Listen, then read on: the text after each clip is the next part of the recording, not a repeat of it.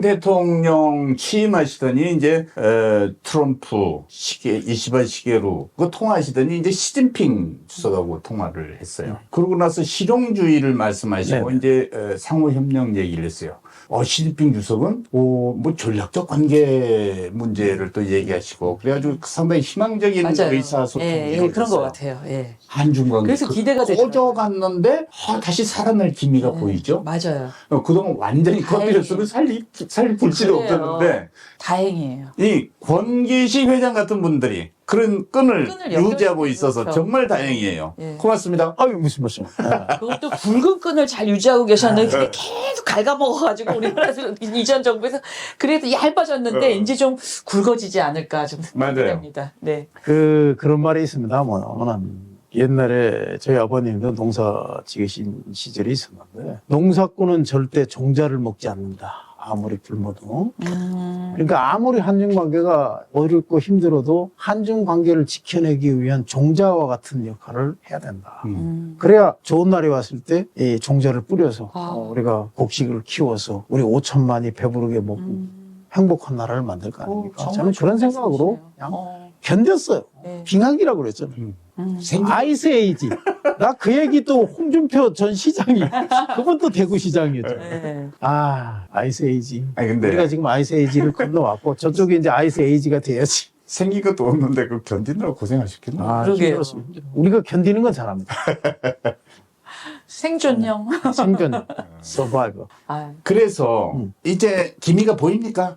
기미 매우 보여요. 이게 보여요? 지표가 뭐냐면 사람이 오고 가는 거야. 네. 아니 오늘도 제가 얘기했잖아요. 훈안성 이양시 부시장과 그 간부 6명이 와가지고 저하고 대담하고 그러셨구나. 네, 바로 이 자리에서. 바로 좀 전에. 그렇게 사진도 찍고 또 먹고. 우리가 얼마나 지금 좀 이게 기대가 자주 있어야 돼. 어려운 터널을 지나오셨는데 우리는 그렇게 얼마나 하고 지금 기분이 좋으시겠어요. 근데 이제 아쉬운 게 바로 그 아이스 에이지 때 이분들이 갈 데가 없다는 거예요, 한국은. 아니, 정부는 반중을 하니 갈 수가 없고. 또 지방 정부들도 있잖아요. 분위기가 이러면 분위기를 타가지고. 위에 집어넣으라고 받아주지도 않아. 그렇지. 사진도 안 찍고. 이러죠. 밥도 안 사요. 아니, 기업들도 또 눈치. 그러니까 희한한 게 뭐 우리가 예를 들어서 중국에 이런 분들이 왔는데 뭐 당신 공장 참관하고 싶어 한다. 아이고 지금 때가 거야. 그런데 이제 지금은 때가 아닌 그때가 이제 지금은 온 거지. 지금은 이제 가도 되는 거고. 아니 오히려 웰컴이지. 중국하고 협력해야 되니까. 중국에 물건 팔아야 될 거 너무 아니야. 감사하죠. 이렇게 물꼬를 터주시는. 지난 10년간 중국에서 왜 화웨이가 성장하고 삼성이 내려앉고 현대가 추락하고 왜? 한중 관계가 나쁘면 한국 물건을 사기가 싫은 거예요. 그거는 경제는 심리 아닙니까? 그렇죠. 그 와중에 그냥 중국은 계속 개발하고 자기는. 그렇지. 그러니까 얼마나 이게 워낙 큰 나라고 위기를 기회로 만들고 우리는 그 기회를 중국 시장에서의 기회를 잃어버린 거예요. 놓치고. 이번에 이제 대통령 통화를 하는데 시진핑 주석이 하는 얘기가 다자주의 얘기였고 자유무역 얘기였어요. 이거 기본이지. 그렇죠. 그건 국제관계의 기본 아닙니까? 기본. 우리가 소위 말해서 냉전 시대 두 쪽으로 갈라진 미소 냉전 갈등의 시대를 지나서 세계화의 길. 그때 뭐 김영삼 대통령도 뭐 세계화의 시대, 세계화를 외쳤잖아요. 자, 글로벌라이제이션이 뭡니까? 지구촌이라는 거예요. 세계가 함께 산다는 거지. 경제 안보적 연동, 특히 공급망의 연동이란 말이에요. 그러니까 예를 들어서 샴쌍둥이처럼 한쪽을 자르면 한쪽이 살 수 있을 것 같지만 한쪽을 자르면 양쪽이 죽는 거예요. 그렇죠. 그런데 이런 어리석은 소위 말해서 미국의 어리석은 패권주의 세력들, 미국인들이 다 그런 게 아니에요. 그런 생각을 가진 분들의 입장에서는 중국을 더 크기 전에 이제 눌러야 되겠네? 고립시켜야 되겠네? 이게 되는 게 아닙니다. 말이 돼요? 제가 소시적에 공부할 때 우와 미국의 그 부르짖는 다자주의 상호 그 가트 체제 WTO 체제 그래 이런 정신으로 가야 돼 이렇게 빠진 적이 있는데 어느 순간 거꾸로 됐어. 이 베타주의 보호무역주의 미국에 먹히고 다자주의를 부르짖고 자유무역을 부르짖는 게 됐으니 원래는 있잖아요. 강자는 개방적이고 약자가 폐쇄적인 거예요. 미국이 국력이 강하고 정말 세계의 제국 시절에 얼마나 얼마나 오픈했지 않습니까? 외국인들 들어오면은 그냥 살게 해가지고 시민권도 주고 공부도 시켜주고 뭐 유학도 시켜주고 그런 또이 소위 말해서 원조도 많이 하고. 그렇죠. 지금은 거꾸로 가고 있잖아요. 그래서 약자임을 고백하고 있는. 그거를 지금 뭐 대체를 중국이 하겠다는 거예요. 근데 중국이 하는 거를 또 보기가 싫다 이거지. 그래. 내가 그렇죠. 못하는 걸 네가 하는 걸 내 나는 위로 보기 싫다. 올라서는 거는 볼 수가 없는 거죠. 그래서 지금 아프리카에 가면은 네. 정말 중국과의 관계가 어마어마해요. 제가 그 칭화대에 2017년도 있었고 그다음에 2022년도 북경대에 있었는데 네. 가면 뭐 이런 말 하지. 하여간 피부색이 검은 우리 그런 분들. 네. 그런 분들이 이 아프리카인들이 엄청 많아요. 아니, 뭐 식당에 가도 그렇고, 우리 그렇겠죠. 그 교수 아파트 가도 그렇고.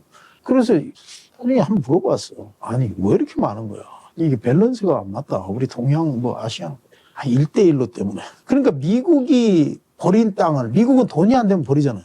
그 땅을 중국이 가서 지금까지 20년 넘게 다양한 관계를 맺으니까 한마디로 중국에 와서 공부한 친구들이 돌아가서 그 국가의 리더가 되고 장관이 되고 대통령이 되고 내가 2022년 베이징대에 있을 때 국제 지도자 과정을 다녔는데 거기 함께 공부한 아프리카 여자가 갑자기 자기 이제 간다고 미스터 권 I'll be back to my country. 그래? 왜? 나 I nominated by president as 그 장관, 환경부 장관으로 임명됐다. 그래서 엊그제까지 여기서 나하고 같이 먹던 친구인데 갑자기 장관 돼서 간다니까 현실감이 그럼 가면서 아프리카 놀러 오래. 이런 거기는 장관 돼서 가는데 그거 뭐였어요?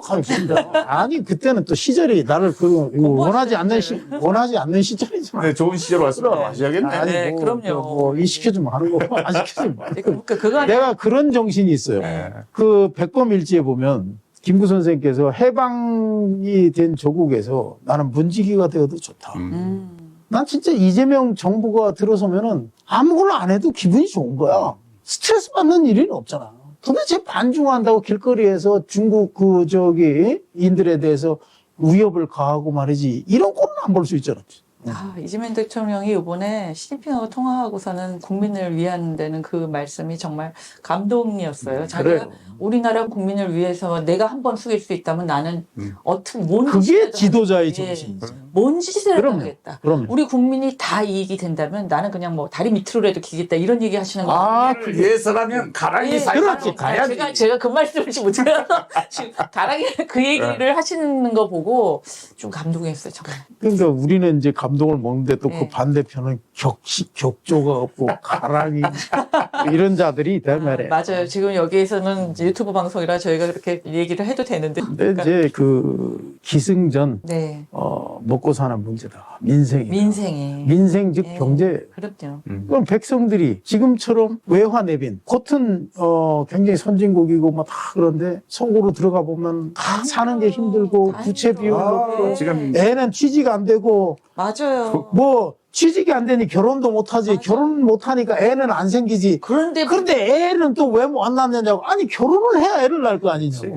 아니 그리고 부동산만 올라가지 본인들이 다 부자인 줄 알아. 그런데 이게 지금 섞인 강정이잖아요. 부동산도 양극화가 엄청 심해요. 그러니까요. 부동산도 서울이나 일부 강남 이권이 부동산이 올라가 있는 거지. 제가 대구에 자주 가잖아요. 대구 가보면 25평이 1억 2,500이야. 그리고 막 분양도 안 된다고 하더라고요. 분양은 무슨 텅텅 비었대요 막. 그러니까. 지방 소멸인데 분양은 지방에 지금. 지방에 부동산 사는 게 이제 망하는 길이 되는 거지. 그러니까 자꾸 서울로 몰려드는 거야. 이런 거부터 다 해결을 해야 되는데. 이재명 대통령 새로 딱 취임하면서 대중국 전망이 너무 좋으니까 중국도 이제 호응을 하는 것 같아요. 비자 면제, 또 한한령 완전 해제, 경제 교역 회복, 이거 많은 신호들이 오고 있는 것 같은데 하실 일 되게 많겠습니다.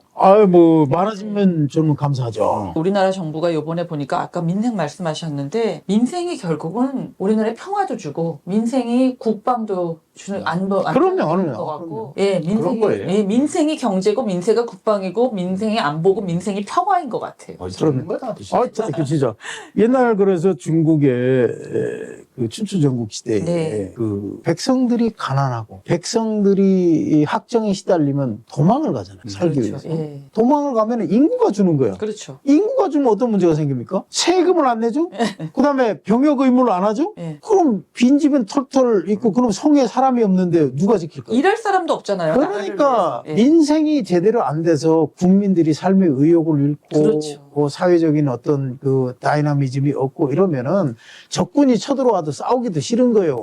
그래요. 아 내가 왜 싸워야 돼? 이렇게 나간단 말이야. 앞으로 병역 자원 줄어가지고 군대 어떡하냐고 세미나에 갔어. 그래. 지금 살기가 팍팍하니까 애들이 애를 안 낳는데 맞아요. 애들이 앞으로 누가 나라 지키고 사냐고. 아니 이제 외국에서 용병을 데려와 쓸 수도 없고 이게 심각한 거예요. 그래 그렇게라도 해야 될 판이에요. 사실. 아니 그 참 뭐 경제 부분에 있어서는 쓸 수 있지만 안보에서 외국 용병을 쓴다는 거 뭐 그거는 말도 안 되는 거고. 그런데 자기 이제 나라 안보는 자기가 지켜야지 무슨 그래서 참 심각합니다. 맞아요. 이제 중국 하면 뭐 이제 우리도 혐중 정서, 혐한 정서 이런 거 싹 없애고 이제 돌아간다 쳐요. 그래도 워낙에 이제 기본 태생이 좀 권위주의적인 국가 통치 시스템이 이제 있어서 그 완전히 걷어내기는 어려운 또 한계도 있어요. 그 자유무역 하지만 제한적 자유무역이라든지 네. 상호주의 한데 본인한테 유리한 것만 골라서 상호주의 한다든가 또 이런 것도 있을 수 있으니 이제 한중 관계 앞으로 정말 이게 발전시켜 나가야 되는데 이거 어떻게 꾀를 내고 전략을 짜지 고민이 많으시겠어요? 아니 뭐 저는 고민할 게 없고요. 네, 이 전문가시기 아까 때문에. 예. 말씀한 대로 그래요. 그런 중국이 갖고 있는 특수성이 있죠. 또 중국이 지향하는 보편성도 있어요. 그런 건 한국도 마찬가지입니다. 어느 나라나 보편성과 특수성이 함께 존재하는 것이 하나의 국가다. 그러면 그렇죠. 우리는 뭐냐면 특수성에 대해서는 상호 존중을 해야 됩니다. 네. 내가 더 낫다, 네가 더 뭐 어쩌다 이렇게 얘기하면 안 돼요. 그래. 그래서 우리는 뭐냐면 독립국가이기 때문에 네. 특수성에 대해서 상호 존중, 보편성에 대해서 협력하는 네. 그런 자세로 함께 가면 적어도 갈등은 없고 협력하는 길이 열린다. 그렇죠. 그런 게 굉장히 중요하고요. 예. 두 번째, 상호 핵심 이익을 건드리면 안 됩니다. 그러니까 한중 간의 핵심 이익이 뭡니까? 중국은 하나의 중국이에요. 원 차이나. 그런데 그 원 차이나의 문제에 대해서 한국의 정치인이나 언론인이 건드린다? 그럼 한중 관계 하지 말자는 거하고 그렇죠. 똑같아요. 예. 너 나하고 왼수돼. 이렇게 하는 거 똑같잖아요. 맞아요. 야, 이거 상대의 약점을 건드리면 있잖아요. 왼수되는 거예요. 개인끼리도. 지금 어느덧 지금 예민한 문제로 지금 옮겨가고 있는데, 야, 이 문제 좀 원차이나 다시 한번 문제가, 말씀. 예. 뭐 원 차이나는 우리가 수교 정신이고 그것은 국제사회에서 미중 그 수교에서도 그 중국이 미국하고 합의한 내용인데 그걸 뭐 이제 와서 흔들어가지고 그 원 차이나를 깨면은 중국하고 친구 되지 말자는 거죠. 그러면 도대체 2천만을 위해서 14억의 시장을 벌인다? 그런 손해보는 말도 안 되는 비경제적인 접근을 하는 국가가 정상국가입니까? 나는 그렇게 2천만을 버리고 14억을 취해야죠. 지역 안보 전략으로 옮겨가고 있는 느낌이네요. 그렇죠. 여하튼 아니 옛날에 저기 박정희 정권 때인가 그때 왜 네. 타이완을 대표부로 하고 뭐 하고 그래서 하는 과정에서 예전에, 무슨 섭섭하니 뭐니 했지만 냉정한 국제사회의 현실이란 말이에요. 우리가 뭐 주도권을 가진 그런 세력하고 일을 하는 것이지 주도권을 잃은 세력하고 뭔 일을 하겠습니까? 현실적인 문제도 그러하고 그다음에 92년 수교 이후 한중의 이 경제 협력을 통한 상호 발전의 틀이나 인적 교류의 틀을 보면은 이건 뭐 뻔하잖아요. 어느 쪽의 말을 들어야 되고 어느 쪽의 그 생각을 지지해야 되고 어느 쪽과 친구가 돼야 되는지 나는 뭐 그런 경제적 국익적 관점에서 얘기하는 거예요. 뭐 네. 완전히 우리나라의 국익을 위해서. 아니 우리는 지금 말씀해 힘들잖아요. 주신 거죠. 네. 그럼 한국 경제가 발전하고 번영하고 또 한국 친구들이 중국하고 많이 사업을 해야 되고 물건 팔아야 되고 그런데 그 대상이 되는 국가하고 불편하고 또 사이가 안 좋고 이런데 어떻게 뭐 물건 팔고 뭐 하겠습니까? 이미 다 드러났잖아요. 지난 몇 년간 수출 20% 이상씩 감소됐다고 그랬잖아요. 맞아요. 네. 그동안 이제 잠시였지만 윤석열의 가치 외교, 소위 가치 외교, 이거 가치 배타 외교. 외교, 네. 선 긋는 외교에서 네. 이제는 실용 실용 외교. 외교, 예. 공존 외교 이렇게 이제 전환의 시점에 와 있는 것 같습니다. 특별히 한중 관계가 그리 갔으면 네네. 좋겠다는 이제 희망을 갖고 중국이 이제는 정말 거의 최강국으로 네, 온 국민이 네. 정말 우리 혜택 누리는 네. 그런 한중 관계가 됐으면 좋겠습니다. 맞습니다. 또 다음 시간에 한 번 더 말씀해 주세요. 예. 네, 중국에 대해서는 이제 무궁무진하게 네. 나올 수 있게 고맙습니다. 네. 네. 감사합니다. 감사합니다.